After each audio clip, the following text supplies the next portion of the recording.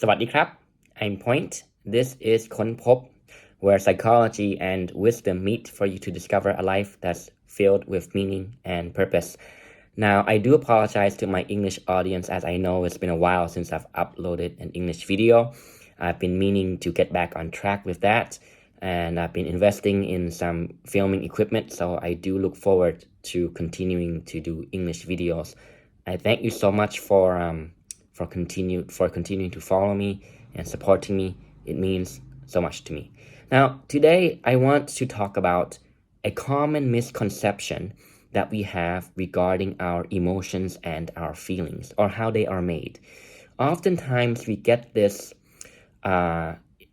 misunderstanding that our emotions are somehow bottled up, stuck in the past, or that we just explode because of all the bottled up feelings and emotions, right? When in fact, none of that is true at all. And the reason is simply because we create our emotions in the here and now through the way in which we interpret an experience and give it meaning. And how we interpret an experience and how we give something meaning is a result of our memories and the beliefs that we have around that memory. So a belief is just nothing more than a thought that you keep on thinking. That's why it can be changed. That's why the emotions that you create around some past event can be changed. And modern science and psychological research, neuroscience research, has demonstrated this. I want to share a piece of work today by Lisa Feldman Barrett, who is a professor of psychology and also a neuroscientist. There was a TED Talk that she gave a few years back, talked about years of doing brain scans and doing research into this field. And science has now demonstrated clearly, as I've just said, that we do not bottle up emotions from the past. We simply create them in the here and now. And I'll paste a link to that TED Talk down below. But to summarize the TED Talk, I found that there's this one pretty cool highlight, at least to me, was when Lisa was explaining this concept to the audience. And so she showed a picture on a slide, a black and white picture, just has seemingly random black and white patterns. It seems to be meaningless. Then she continues to talk, and then she clicks on the next slide, and that black and white pattern becomes a snake. It becomes a yellow snake that has patterns and coloring that fits the previous black and white pattern. So Lisa continues to talk, and then she flips the slide again, and now it's back to the black and white pattern. But in your mind, you still see the snake, when beforehand you didn't. So what happened here? See, what happened is when you saw the picture of the snake, your mind or your brain interpreted something and made meaning out of it in order to get a sense of understanding. That becomes, excuse me for a loud motorcycle, that becomes recorded as a memory. And now when it becomes a black and white picture, which beforehand had no particular meaning, now you see a snake. And one of the reasons is we need to be able to quickly predict and understand things in our environment, in our world. Otherwise, we cannot navigate and, safely survive our dangerous and hostile environment. Think of it this way. If you see a bear or a lion or a tiger, you don't have time to be thinking, oh, is that a cute big bear? Is that a cute huggable bear? That's such a cute tiger. It's like a big cat. You don't have time to think that way because you'll just get eaten and killed first. So the mind does almost automatic like interpretation processes. And that's why sometimes it seems as if we create emotions so quickly. And that's why it seems like we bottle up our emotions, when in fact we don't. We don't bottle up our emotions. We don't store our emotions. And also, in one sense, it's not about the past. It's about the memories and the beliefs that you have about those past experiences that lead to the way that you look at it, the way that you interpret and process your experience, which gives rise to an emotion. You see, let's use another example. I think this one's quite clear. So Let me ask you this. Have you ever watched a sad movie in a movie theater before? I presume you have, right?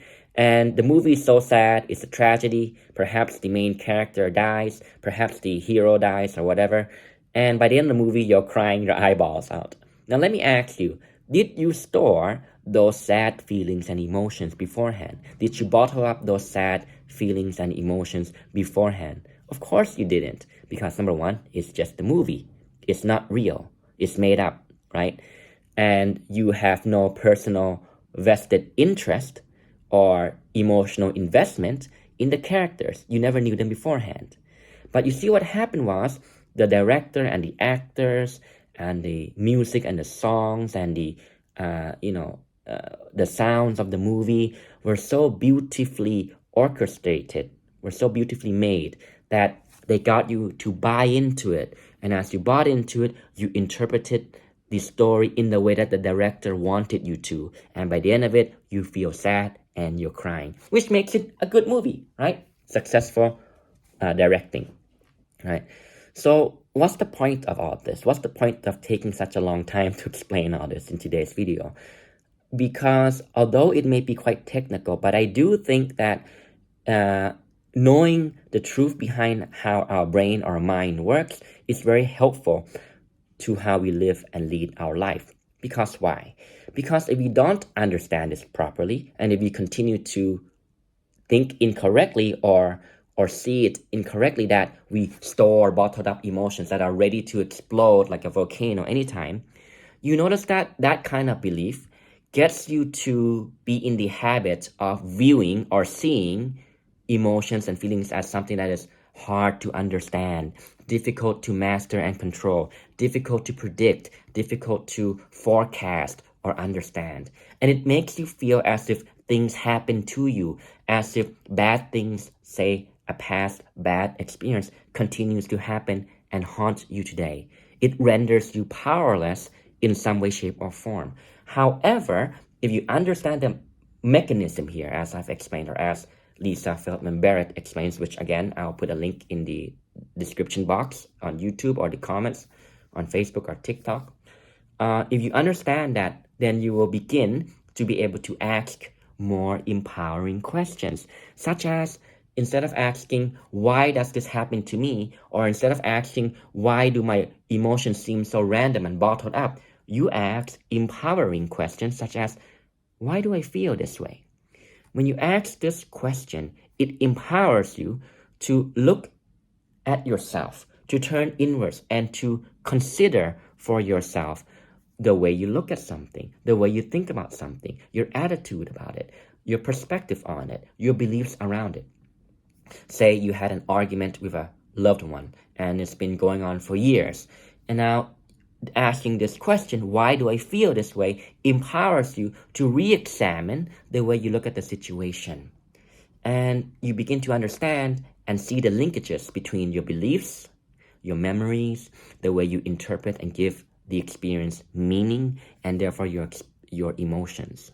And once you understand this, you understand that, oh, wait a minute, our experiences that we call positive or negative emotions are actually created from within. And you will be more likely to take responsibility for yourself, for your emotions, for your thinking, for your thoughts, and for your attitudes. And you will thereby be able to challenge and change unhelpful, limiting beliefs. And this is the perfect first step to take in any domain of personal development. So again, I hope this explanation sheds light on a topic that emotions don't have to be something that's difficult to understand. It doesn't have to be hard to predict. It can be easy to understand, and you can learn to master control. Be in control of yourself, be in control of your emotions, of your beliefs, and therefore your life. I hope this is valuable. Please let me know what you think. Drop a comment down below, like or share the video, or subscribe to the channel, and I'll see you next time. สวัสดีครับ